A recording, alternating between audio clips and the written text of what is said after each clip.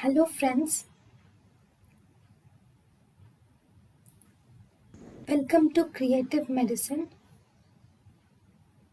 In this lecture, we will learn about Primary angle closure glaucoma. There is one more type which is called as acute congestive glaucoma or acute angle closure glaucoma. Here the patient will have in dim light or pupil is mid dilating.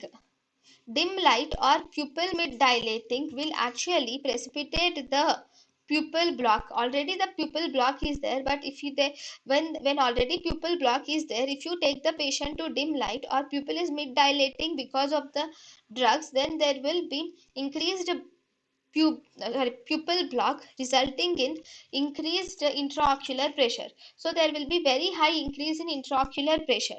So main features are all 360 degrees angle will be closed in acute congestive or angle closure glaucoma. So because the whole angle is closed, there will be very high increase in intraocular pressure. As a result, the patient will have severe eye pain along with nausea and vomiting.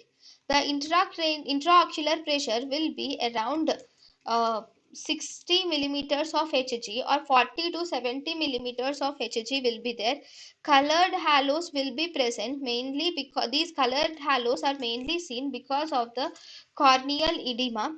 The patient will have severely congested eye is present along with lid edema is seen.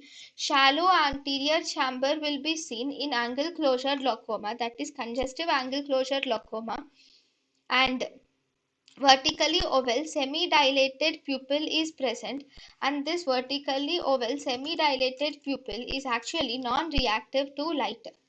So these are the features. Even if you see the visual fields, visual field defects are not prominent at this stage. You can see the presence of warped triad is seen in acute congestive or angle closure glaucoma. What is this warped triad? In warped triad there is three things. One, we have pigment dispersion is present on the corneal endothelium.